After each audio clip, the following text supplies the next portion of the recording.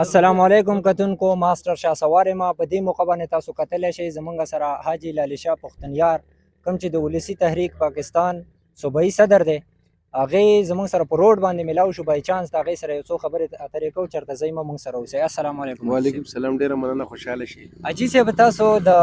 نېشنل نه رالی یو دم ولسي تحریک ته د هغې څه وجوهات وو؟ نو هغه خو ډیره لویه خبره ده خو بهرحال مطلب د مظلوم ولسي تحریک پاکستان په دې بنیاد باندې زه رالم چې چونکې د دې دا نوم چې کوم دی د مظلوم او یقینا چې په دې ټیم کې تاسو په پاکستان کې وګورئ ټول پښتانه چې دا مظلومان دي او د دې مظلوم د نوم په وجه باندې زه دې ته راغلی یم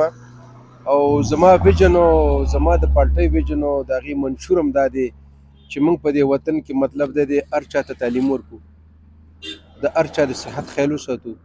د هغې سره زمونږ ځوانان چې کوم بېروزګاره دي هغې ته مطلب د موږ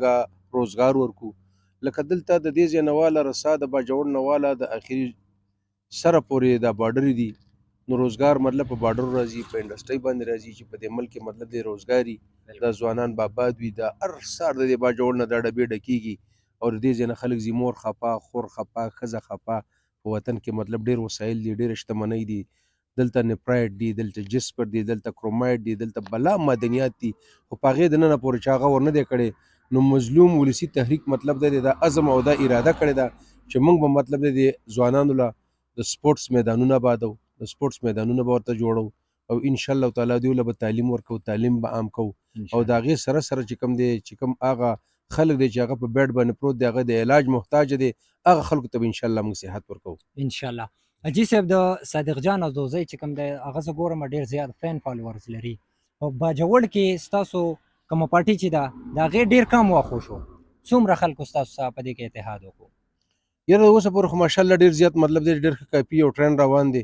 او مطلب د صادق خان په خپله باندې چې څنګه نوم صادق خان دی نو دغه شان د مظلوم ولسي تحریک چیرمین دی زموږ د پاکستان یو ډېر زبردست ملنګ فقیر سړی دی ټول خلک وخښئ او زه ستا د میډیا په ذریعه باجوړ ته دا خوشخبري مورم چې انشاءالله به د 3 ورځو په دوره باندې باجوړ ته را روان دی له خیره سره کور کور کوڅې کوڅې محلې محلې بازار بازار چپې چپې ته بیا رسو او دا ځوانان بیا نازوي موږ د ټول باجوړ نه به انشاءالله التجا چې د هغې په بھرپور انداز باندې استقبال هم وشي او زمونږ ته دا خوښه ده چې مطلب د باجوړ ولس ماله ووټ هم راکړي د هغې وجه دا ده چې زه به د دې مظلومانو د دې ځوانانو د دې غریبانو د دې تورسرو د دې د خدمت دپاره ما اسمبلۍ ته ولیږي یو ډېر مؤثر اواز به شي انشاءالله تعالی زه به په صوبایي اسمبلۍ کې مطلب د اقام دپاره غوښتنه کوم انشاءالله. حاجي صاحب ستاسو نه علاوه په باجوړ کې نور کوم چاته ټیکټ میلاو شوی دی؟ بالکل باجوړ کې مطلب دی زموږ په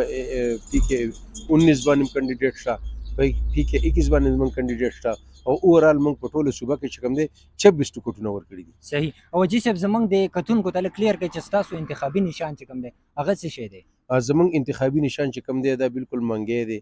چې کوم ته په اردو کې مټکه ویل کېږي په پښتو کې مطلب هغه منګی دی دا د اوبو نه یخ دی او ان شاء الله تعالی په دې خلکو چې دا کم مطلب دی د هر یزید خلاف دی د هر شمر خلاف دی چې کوم یزیدیانو په دې وطن باندې مطلب دی چې هغه شی نه ودرولي دي چې هغه نه دلته د اوبو سیسټم شته نه دلته خلکو ته پاکې اوبه میلاویږي زموږ میشن او مرام او مقصد هم دا دی چې د خلکو ته کم سے کم مطلب دی هغه څه چې هغه د دې د ژوند ضرورتونه دي دا ورته د کور په درشل باندې میلاو شي چې نور زمونږ د خویندې میندې مطلب منګي په سر باندې نه ګرځئ او د کور په درشل دی ته دننه مونږ مطلب د اوبه هم ورکو صحت هم ورکو ځوانانو د روزګار هم ورکو او مونږ د سپورټس میدانونه هم آباد. صحیح. او حاجي صاحب د پی ټی آی چې کوم کینډیډیټس دي د هغو مختلف دغه دي انتخابي نشانونه دي ستاسو صرف د ټولو چې څومره کینډیډیټس دي د هغو ټولو مټکه ده که نه؟ بالکل زمونږ مطلب دی په پاکستان کې دا زمونږ انتخابي نشان دی د پارټۍ نشان دی دا زمونږ رجسټر پارټي ده او دا د پارټۍ نشان زمونږ په ټول پاکستان کې چې کوم دی همدغه مټکه منګی دی. صحیح. تاسو صوبایي صدر یې وایي په حیثیت یو کینډیډیټ